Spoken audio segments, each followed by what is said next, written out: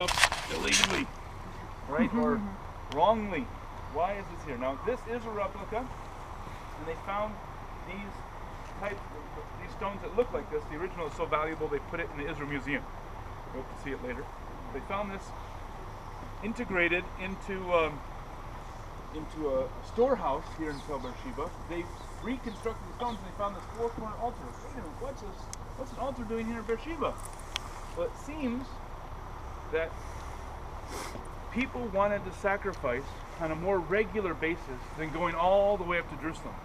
And of course, before Jerusalem was established at the time of David, right, there wasn't a centralization of God's commandment to offer up sacrifices in one place. You could offer up anywhere. We see that in Abraham building an altar, right. Jacob, right, building an altar, right, in different Beit El or in Beersheba, right. So we have different locations, and so it's common to build altars in various places. And even after Jerusalem is established as the center of the temple, yes, they continued building altars. Is that correct or not? No? Yeah? I mean, as far as, is that what God intended? It's hard. Over time, it seems that it was centralized to Jerusalem, but before that, it's open. So here's an example of an altar with 4 horns. Not horns as in animals, but horns as in the shape of horns. Sorry.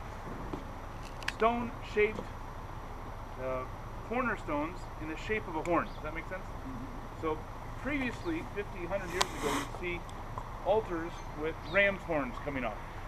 But now we see that archaeologically, it's more likely that it's the shape of the corners, right? The same shape as a horn, and not a horn itself.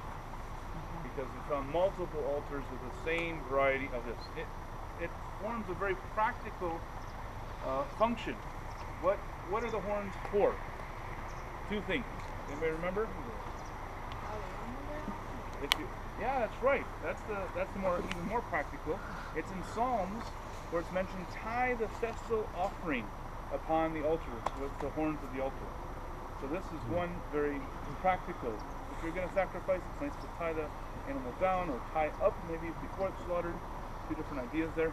Another, if there's been an accidental killing, there are 6 cities of refuge. 3 on this side of the Jordan and 3 over in the other side of the Jordan. Right? So it's 6 cities where people can run to. Mm-hmm. Hold on the horns of the altar and say, mercy, right? Give me a fair trial. Right? And that usually works. We see it in the Bible. It doesn't always. Sometimes they pull the person off of the altar, right? It's like the base is free, right? you pull them off and they're, oh, you're so that's what happens right? In Solomon's era.